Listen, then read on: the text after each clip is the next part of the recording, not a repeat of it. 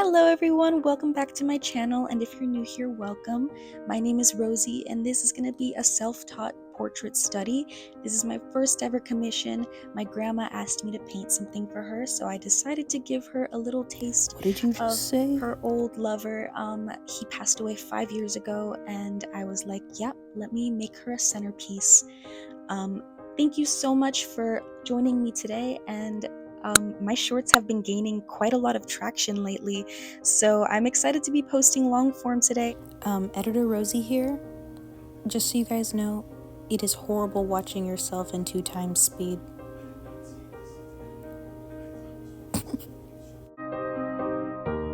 This is going to be my first ever full commissioned portrait. This is just going to be the first part though, only because obviously portraits take quite a lot of time. This is about 4 hours of footage that I am putting together for everyone. Wompity wompity womp womp. Wompity womp womp. Yeah, I don't know if I even had the energy to sit through all of it. I think I just sped up most of it. But I got it down to a good 15-16 minutes for you guys to just look at and gain some knowledge off of what I'm doing, and you can see. Girl, learn to edit your voiceovers. Jesus.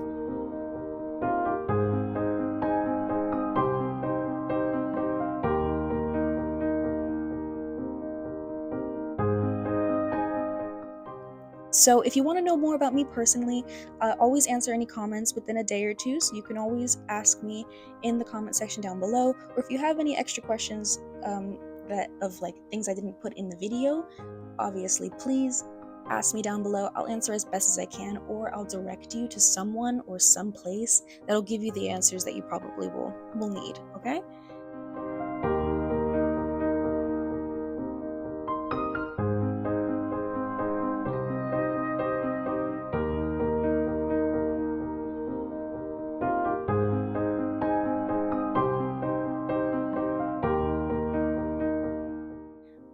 Other than that, I would like to say there is literally gonna probably be a compilation of me smacking my head throughout this entire video.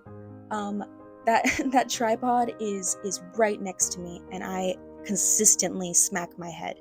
So, I'm joking, but it was very painful, and I need to work on my management skills with that.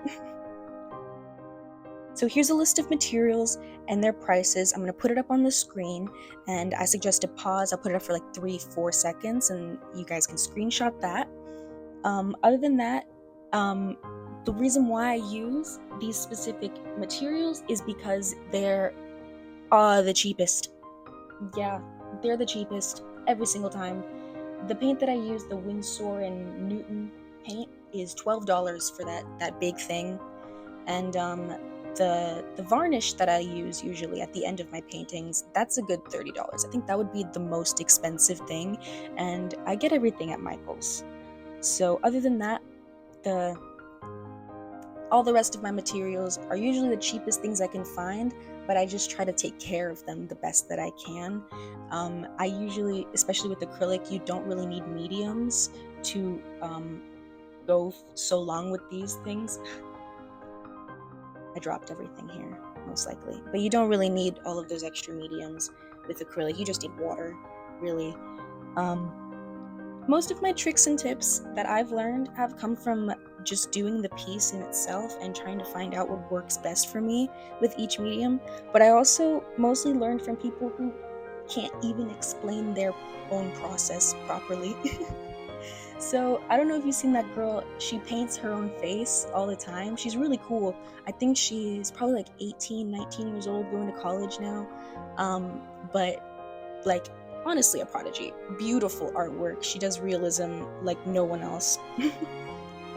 But the way that she explained things to me in like her videos, when it comes to how fast you have to work with certain mediums and how fast you have to work with the paint, and the different types of techniques that she uses. These are all ways and things that I've been using for a long time that I just didn't really ever know how to put into words, but she was able to explain it to me because she's been to school, but she's also self-taught in that sense, so it kind of all molds together and I understand her.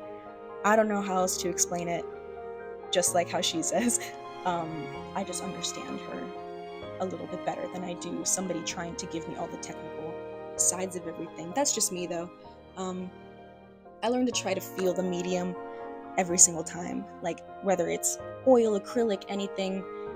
That's just me though. I just try to feel it rather than try and control it on the canvas or on whatever page I'm doing. I just want to be able to feel comfortable with it moving in my hand. So other than that, I always mix my darkest colors first. It makes it easier when you're putting your washes over the canvas after with the middle colors, and it smooths everything out really. So I always learn that like I mix my darkest colors first, and then I put those transition shades without blending for a lot of it. I don't blend for a lot of my painting because it all usually the transition shades kind of meld together in a way that I don't need to blend very much. I just need to put a wash over the canvas. But I used to work at Sherwin-Williams when I was 18 years old, so I knew a lot about how a finished product of paint would look after mixing certain types of pigments. So like the darkest and the boldest of those pigments, when you add it layer by layer, they will shine through a lot more and give you those middle tones that you need, rather than like adding in those lighter colors and trying to deepen it and deepen it and deepen it. I always just add the darkest shades first and then the lightest shades at the very, very end. So it just makes everything more comfortable. I do, in this painting specifically, I get confused, and it was really fun actually. I got confused about this big pile of just acrylic paint in the middle of my, what are those called again? What's the wooden thing that I'm using to put paint on? Whatever. It's called a wooden palette, Rosie. As you said 3 seconds earlier. I had a big pile, like a big mess of acrylic paint in front of me, and I didn't really know what to do with it anymore. So I learned a few things just watching one person do a self-study, and he, I believe, did go to school. Number one, you can mix water into those paints and use them as a wash for other parts of your canvas, or just kind of take the L, man, you wasted a lot of paint, it's gonna dry up. What else? What else are you gonna do?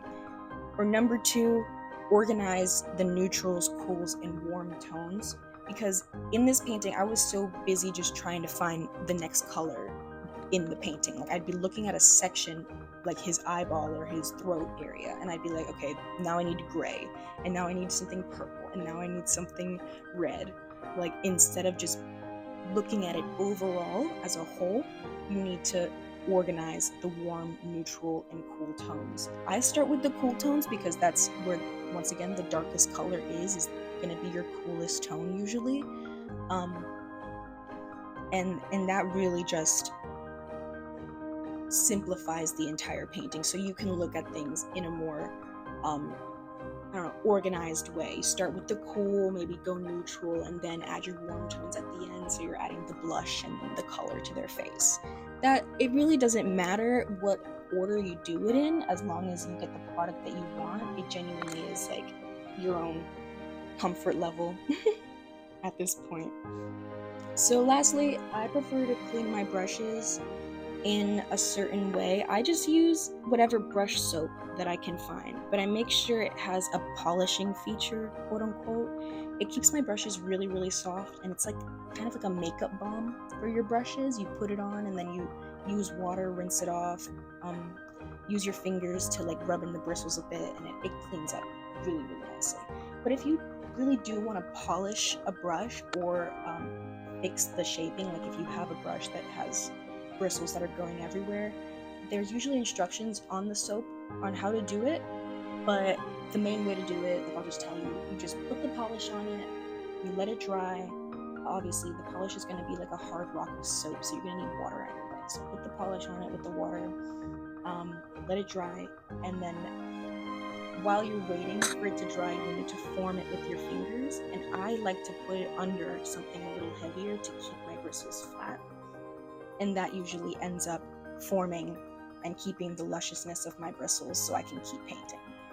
I'm just letting you guys know, all of my paintbrushes that you've seen me use throughout this entire video, they're from Publix. They're from my local grocery mart, actually. And I keep them very nice with my polishing and my products, which, once again, if you didn't see 5 minutes ago, oh wow, something just broke. 5 minutes ago, there's a little description of everything that I use and the prices and where I found them. So not to worry if you want to use the exact same products that I use. You probably shouldn't, because they're all not good. I wouldn't 100% recommend using products that aren't beginner friendly, because a lot of the time if you use something that's a little too cheap and you don't know how to work with it, it can end up ruining the quality of your painting. And like, different brushes have different purposes, so if you really don't know the purpose for each brush either, that would be concerning, and you would probably need to like go into a Michael's and buy a brush one at a time rather than just buying a 15 pack at Publix. Don't do that to yourself, it might not work out. Other than that, any brush can be used for a really long time if you care for them. Just don't leave them standing in water for too long. I learned that from another video. It's in the playlist that I have on my channel. And don't let paint dry on them. This will completely ruin your bristles, both oversaturating, well, osmosis, oversaturating them with water, or completely drying them out, because these pigments, this paint it's not a moisturizing type of thing. Like, your brush bristles are a type of hair, even if it's synthetic, they need to be moisturized in some sort of way. Those are what we call rookie mistakes, everybody.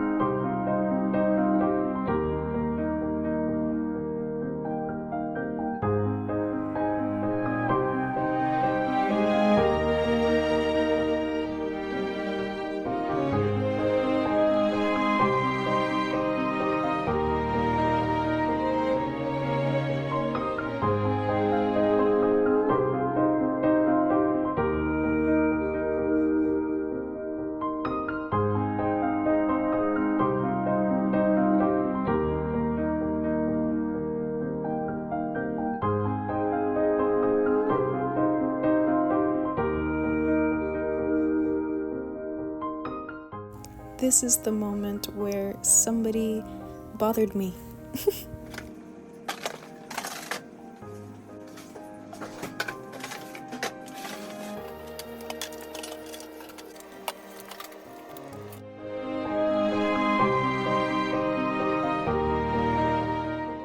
Bro had me so mad. Like, they knew I was in the middle of something. They knew that. And they decided to ask me questions. No.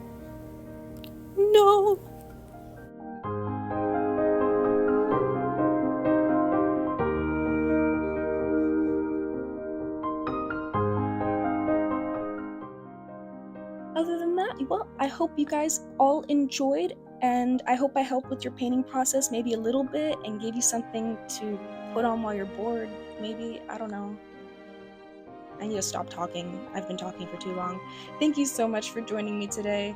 These are going to be my socials, my Instagram, and my Snapchat, and I really love making this type of content, and I hope I can keep sharing my learning process and just the way that I see things and how I work out how to paint, maybe even inspire some creativity out of y'all too. So I love you all. seriously, this has been a fun couple of weeks. If you've made it this far, just know I started this channel about a couple weeks ago, like 2 weeks ago. If you look at my channel, it says I've been on here for 7+ years, but it's because this was my first ever YouTube channel that I created to watch people on YouTube. So the OGs, Markiplier and Sam and Colby, and even the ones we shall not speak of anymore, the Colleen and them, Colleen and friends. So I was purposely playing the long game for a while when it came to showing my artwork to the world, and I'm really deathly afraid of TikTok. So I'm starting out on this channel, and I hope that I can make something of myself, or just have a little bit of fun, you know? But thank you so much. I really, really appreciate it. And I couldn't have asked for a better way to start my journey in this artistic field. I hope you guys have a wonderful day. Yeah, keep painting, everyone.